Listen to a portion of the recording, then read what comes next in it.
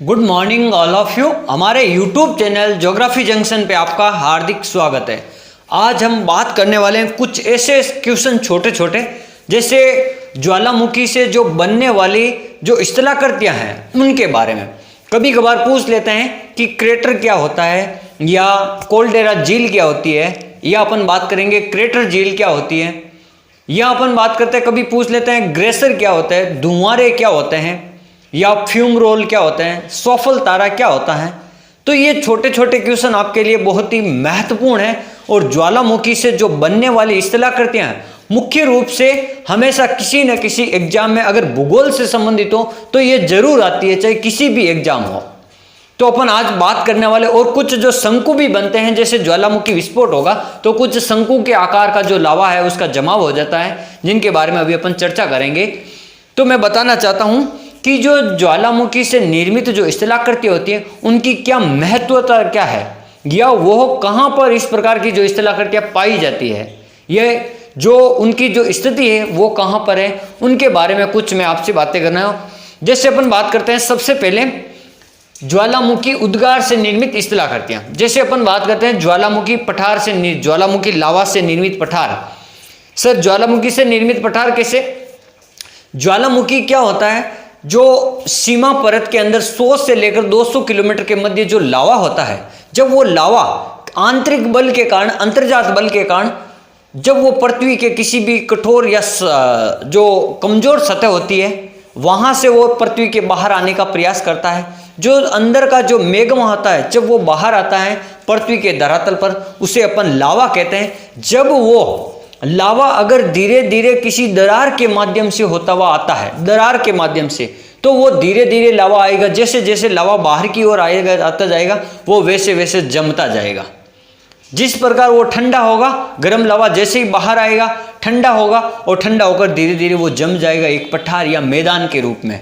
तो जो लावा जिससे बाहर आते ही वो ठंडा हो जाता है, उससे जो पठार नुमा या जो मैदान नुमा संरचना बनती है उसी को अपन कहते हैं सबसे पहली स्थलाकृति है, जो ज्वालामुखी जो लावा पठार है। तो सबसे पहले ज्वालामुखी से बनने वाली है लावा पठार। जैसे मैं अगर आपको एक बता दूं छोटा सा कि ये किस प्रकार बनेगा, जैसे ये पृथ्वी के आंतरिक भाग से यहां से ज्वालामुखी निकला, ये जो ज्वालामुखी नली है जहां से ज्वालामुखी निकलेगा, तो अपन बात करते हैं कि ये जो ज्वालामुखी है यहां से जैसे ही ये लावा इस प्रकार से बाहर निकलेगा, इस प्रकार से, ये इस प्रकार से, तो ये क्या करेगा, एक शंकु का निर्माण करेगा इस प्रकार से, इस प्रकार से।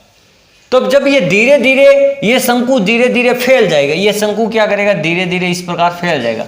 तो कहीं पर इस प्रकार से मैदान बन जाते हैं और कहीं पर इस प्रकार से पठार बन जाते हैं।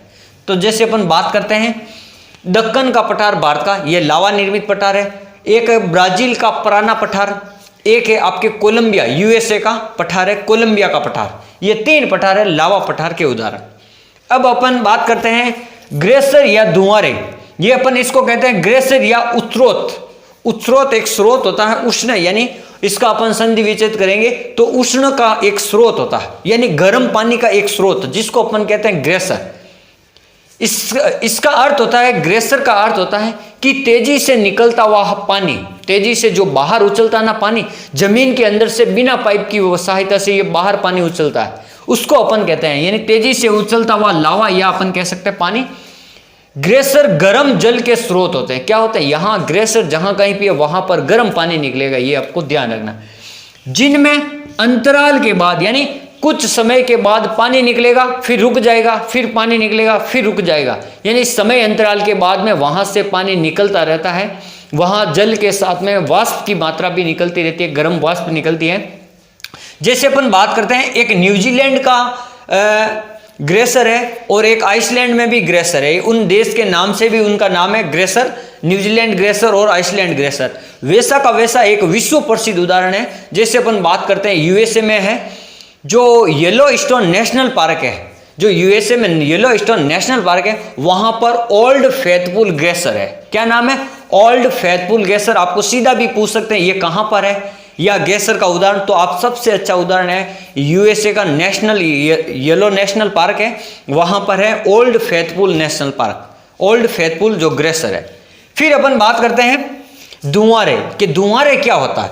जैसे धुआंरे खुद ये जो शब्द है ना फ्यूमरोल, ये शब्द है जो लैटिन भाषा से निर्मित है। इसको धुआंरे को अंग्रेजी में कहते हैं फ्यूमरोल, लैटिन भाषा में क्या कहते हैं फ्यूमरोल शब्द से ये शब्द बना है, जिसका अर्थ क्या होता है धुआं ही धुआं।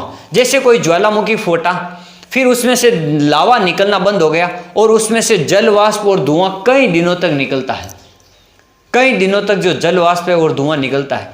तो जिस प्रकार से ऐसा छिद्र जिसमें गैस या जल वाष्प निकलती रहती है उसे अपन क्या कहते हैं धुआंरा कहते हैं। जैसे उसमें से कौन कौन सी गैसें निकलेगी, CO2 carbon dioxide, nitrogen oxide और अमोनिया, फिर अपन O2 ऑक्सीजन, हाइड्रोक्लोरिक एसिड और हाइड्रोजन अपन को कहेंगे हाइड्रोजन सल्फाइड। ये मुख्य रूप से जो गैसें निकलती रहती हैं।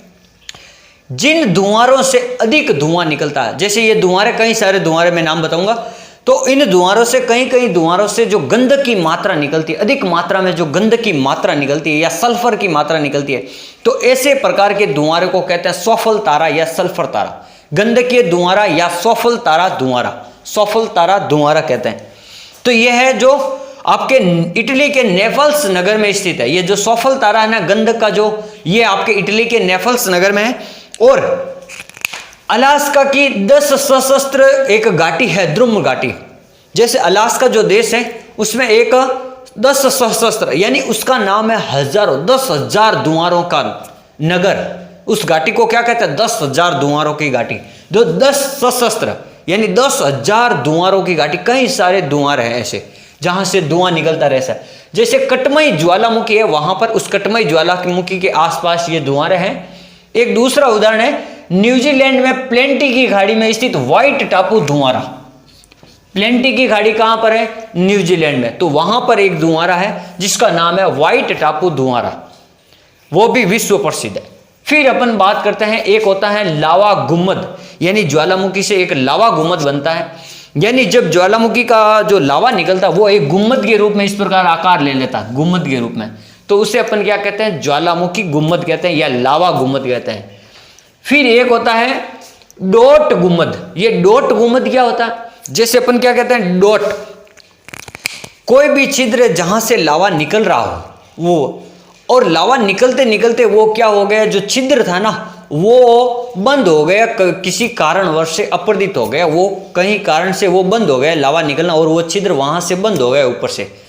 तब क्या होगा, जैसे ही वो छिद्र कई दिनों तक बंद रहेगा, कई वर्षों तक, तो वापस उसमें जो ज्वालामुखी है वहां पर जो अंदर की जो गैसें हैं वो इतनी ज्यादा मात्रा में, इतना ज्यादा तापमान या उष्मा हो जाती है कि वो वापस एकदम से जोर से फूटता है, या जोर से आवाज के साथ में वो जो ऊपर वाला जो नली का होता है ना उसका जो छिद्र है वो खुल जाता है। जैसे मैं बता देता हूं, यहाँ पे ये है आपका, जैसे ये कोई एक ज्वालामुखी है, यहां से ज्वालामुखी लावा आता है और इस प्रकार से ये ज्वालामुखी इस प्रकार से, ये एक क्या हो गया, इसका छिद्र हो गया, ज्वालामुखी का छिद्र।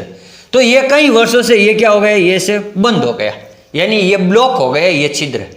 अब कभी वापस मान लो कई वर्षों के बाद में ज्वालामुखी वापस शुरू हुआ, उसकी जो ताप दाब या अंतर्जात बल के कारण उसमें वापस विस्फोट हुआ, और ये क्या हुआ, ये छिद्र वापस खुल गया, यानी ये छिद्र ऊपर से वापस अपरदित हो गया किसी कारणवश से, और ये छिद्र खुल गया और वापस धुआंरा निकलना शुरू हो गया, लावा निकलना शुरू हो गया। तो इस प्रकार से जब डोट, या इसको अपन प्लग भी कहते हैं, प्लग लावा भी कहते हैं, जैसे जब मिश्रित शंकु वाला ज्वालामुखी शांत हो जाता है, यानी ये धीरे धीरे ज्वालामुखी बंद हो जाता है, तब अपर्दन से अपरदित हो जाता है और नली में जो जमा लावा डोट या प्लग के समान दिखाई देता है। जो नली में जो जमा हुआ नाला जो लावा होता है वो डोट के समान यानी बंद के समान दिखाई देता है, वो किसी कारणवश से खुलता है तो उसे ज्वालामुखी लावा या अपन डोट लावा भी कहते हैं। क्या कहते हैं, ज्वालामुखी लावा या डोट लावा भी कहते हैं। फिर अपन बात करते हैं क्रेटर। ये क्रेटर क्या होता है, जैसे ये जो ज्वालामुखी, जैसे ये कोई ज्वालामुखी फटा, ये इस प्रकार से ज्वालामुखी फटेगा, तो ये जो लावा आ रहा बाहर, ये लावा, तो यहाँ पे क्या होता है, बीच में एक छिद्र होता है, ये वाला, ये बीच में क्या होता है, एक छेद होता है जहां से लावा निकलता है, ये इस प्रकार से जो।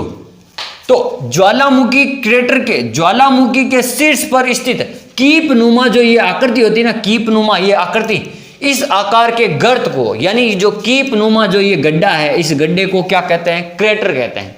क्या कहते हैं, इस गड्ढे को क्रेटर कहते हैं। फिर अपन बात करते हैं जब ये क्रेटर, इस क्रेटर में जब वर्षा का पानी आए, जैसे वर्षा हुई, मान लो वर्षा ऋतु में ये पानी आ गया, ये क्या हो गया, ये लो, ये क्रेटर में पानी भर गया। जब ये क्रेटर में पानी भरेगा तो इसको अपन क्या कहते हैं, क्रेटर झील कहते हैं। क्या कहते हैं, जब क्रेटर में पानी भरेगा तो इसे अपन क्या कहेंगे, क्रेटर झील कहेंगे। फिर अपन बात करते हैं, इसका उदाहरण है, क्रेटर झील का उदाहरण है अलास्का का एनियाकचक, अलास्का का उदाहरण है, जो एक क्रेटर का उदाहरण है। फिर अपन बात करते हैं, एक क्रेटर हो गया, अब ये क्रेटर झील हो गई। अब अपन बात करते हैं, एक होता कोल्डेरा, जो अभी आपने नाम सुना होगा, कालडेरा या कहीं कोल्डेरा मिलेगा। जैसे ये जो छिद्र है, ये जो आपका ज्वालामुखी लावा से निर्मित ये छिद्र था, ये वाला, अब ये छिद्र कई वर्षों के बाद में क्या हुआ, यहाँ पर और ज़्यादा विस्फोट हो गया। क्या हुआ, यहाँ पर और ज़्यादा विस्फोट हो गया। जैसे ही विस्फोट हुआ, ये छिद्र क्या हो गया, इसका आकार बड़ा हो गया। इस प्रकार से ये क्या हो गया, इसका आकार बड़ा हो गया। जब क्रेटर का आकार या किसी कारणवश या ज्वालामुखी के फटने से जब बड़ा हो जाता है, तब उस क्रेटर को ही अपन क्या कहते हैं, कोल्डेरा कहते हैं। क्या कहते हैं, ये हो गया आपका कोल्डेरा। क्या हो गया, कोल्डेरा। जैसे अपन बात करते हैं क्रेटर का विस्तृत रूप, क्रेटर का ही जो विस्तृत रूप है वो कोल्डेरा है। जैसे क्रेटर के अंदर धंसाव प्रक्रिया, या तो वो जो क्रेटर था वो धंस जाएगा अंदर, तब वो आकार बड़ा होगा, या उसमें पुनः वापस ज्वालामुखी फटेगा। अगर एक क्रेटर में ज्वालामुखी फटा, फिर दूसरी बार फटेगा तो उसका आकार बड़ा होगा, तीसरी बार फटेगा तो उसका आकार बड़ा होगा। तब ज्वालामुखी के विस्फोट के कारण इसका आकार क्या हो जाता है, बड़ा हो जाता है। तो उसे अपन क्या कहते हैं, क्रेटर कहते हैं। जब इस क्रेटर के अंदर, या जब इसे अपन क्या कहते हैं, बड़े आकार को कोल्डेरा, जब इस कोल्डेरा के अंदर अगर पानी भर जाएगा वर्षा का, तो इसे अपन क्या कहते हैं, कोल्डेरा झील कहते हैं। क्या कहते हैं, कोल्डेरा झील। क्रेटर है, क्रेटर में पानी भर गया तो क्रेटर झील। अगर कोल्डेरा की आकृति है तो कोल्डेरा में पानी भर गया तो कोल्डेरा झील, और क्रेटर का ही बड़ा रूप होता है कोल्डेरा। ये आपको थोड़ा ध्यान रखना। जैसे अपन बात करते हैं सिंडर शंकु, ये सिंडर शंकु क्या होता है, जैसे ज्वालामुखी फटेगा तो इसमें क्या होगा, ज्वालामुखी फटने से के कारण जो शंकु के इस तरह आकृति में, जैसे ये ज्वालामुखी फटेगा यहाँ से ये, तो ये इस प्रकार से जो शंकु की आकृति बन जाएगी, इसको ही अपन क्या कहते हैं, सिंडर शंकु कहते हैं। इसको क्या कहते हैं अपन, सिंडर शंकु कहते हैं। मुख्य रूप से ज्वालामुखी राख, लावा और जो इसमें जो पदार्थ निकलेंगे उनके कारण जो शंकु आकृति बनेगा उसको कहते हैं। और इसका ढाल क्या होगा, थोड़ा तेज होगा, इसका ढाल ऐसे तेज होगा। सिंडर शंकु का क्या होता है, ढाल थोड़ा तेज होता है, ये ध्यान रखना, ये ढाल थोड़ा तेज होगा, इसको कहते हैं सिंडर शंकु। अब होता है, एक होता है अम्लीय शंकु। ये अम्लीय शंकु क्या होता है, जैसे अपन बात करते हैं, ये कोई भी शंकु है, ये कोई भी आपका शंकु है। अम्लीय शंकु का मतलब होता है जिसमें ऐसा शंकु जिसमें लावा के अंदर सिलिका की मात्रा अधिक हो, यानी कोई भी ये गाढ़ा गाढ़ा लावा आ रहा है, ये इस प्रकार से, तो इसमें क्या है, सिलिका। आपको सीधा याद रखना है कि सिलिका की मात्रा अधिक होती है, उस प्रकार के शंकु को क्या कहते हैं, सिलिका शंकु। इस प्रकार को कहते हैं अम्लीय शंकु। क्या कहते हैं, जब सिलिका की मात्रा अधिक हो तो ये इस प्रकार शंकु क्या कहते हैं। जब सिलिका की मात्रा मान लो कम हो गई, सिलिका की मात्रा क्या हो गई, कम, तो इसे क्या कहते हैं, क्षारीय शंकु कहते हैं। ये ध्यान रखना बस। यानी जब लावा से जो शंकु टाइप की जो आकृति बन रही है, जब उसमें मिट्टी की मात्रा ज्यादा है और जो लावा है वो गाढ़ा प्रकृति का है, तो उसे अपन क्या कहते हैं, अम्लीय लावा या अम्लीय शंकु कहते हैं। अब जब लावा जब पतले रूप में, जब उसमें सिलिका की मात्रा कम है, तो वो जो लावा होगा वो एकदम पतला होगा, तब उसे अपन क्या कहते हैं, क्षारीय शंकु कहते हैं। क्या कहते हैं, क्षारीय शंकु कहते हैं। फिर एक होता है मिश्रित शंकु। मिश्रित शंकु में कई सारे जो पदार्थ निकलते हैं, उसके कारण जो शंकु बनेगा उसको अपन क्या कहते हैं, मिश्रित शंकु कहते हैं। फिर एक होता है आपके जो मेन है शंकु में शंकु। जैसे कोई ये शंकु है, ये जैसे ये आपको मान लिया जाए, ये इस प्रकार से आपका एक शंकु बन गया, ये इस प्रकार से शंकु बन गया। अब जब विस्फोट हुआ, जब ज्वालामुखी का वापस विस्फोट हुआ, तो इसमें एक और ऐसे शंकु बन गया, और विस्फोट हुआ, इसमें एक और शंकु बन गया। यानी शंकु के अंदर शंकु। जैसे ही ज्वालामुखी विस्फोट हुआ, जैसे ये यहाँ पे लावा ऐसे विस्फोट हुआ, फिर वापस विस्फोट होगा तो इस प्रकार से एक और शंकु बना देंगे, फिर विस्फोट होगा एक इस प्रकार से और शंकु बना देंगे। तो शंकु के अंदर है जो शंकु, वही आपका क्या है, शंकु के अंदर शंकु कहलाता है। क्योंकि जब एक बार लावा का विस्फोट होगा तो शंकु बनेगा, फिर और लावा का विस्फोट होगा तो क्रमिक रूप से ऐसे शंकु बनते जाएंगे, उसको कहते हैं शंकु में शंकु। फिर एक होता है परिपोषित शंकु। ये किस प्रकार का होता है सर? जैसे परिपोषित शंकु का मतलब ये कोई मान लो शंकु है, ये शंकु है, ये मान लो यहाँ लावा है शंकु से निर्मित, ये लावा से निर्मित शंकु। अब क्या होगा, कहीं लावा कभी कभार क्या होता है इधर से भी निकल जाता है, कभी कभार इधर से निकल जाता है और यहाँ पर एक शंकु की स्थलाकृति बन जाती है, यहाँ पर भी एक शंकु की स्थलाकृति इस प्रकार से बन जाती है। यानी एक ही जो शंकु है, ये मुख्य शंकु, इसी शंकु से इसको क्या होता है, लावा मिलता है दूसरे शंकु को। तो ये जो शंकु है ना, ये वाला, ये इसके ऊपर डिपेंड करता है, निर्भर करता है। तो डिपेंड करने वाले को अपन क्या कहते हैं, परिपोषित। यानी ये इसका पोषण कौन कर रहा है? जैसे मान लो ये बी है और ये इधर वाला ए है, तो ए के द्वारा इसको पोषण किया जा रहा है, यानी बी का पोषण कौन कर रहा है, ये ए कर रहा है। तो इसे क्या कहते हैं, परिपोषित शंकु कहते हैं। तो इस प्रकार आज हमने पढ़ा मुख्य रूप से ज्वालामुखी उद्गार से, ज्वालामुखी लावा है, धुआंर है, ज्वालामुखी पठार है या ग्रेसर है, या अपन बात करते हैं कोल्डेरा है, क्रेटर झील है, कोल्डेरा झील है। और मुख्य रूप से 4-5 मैंने शंकु के प्रकार बताए आपको, ये जो ज्वालामुखी से निर्मित मुख्य रूप से इस्तेमाल करते हैं। Thank you.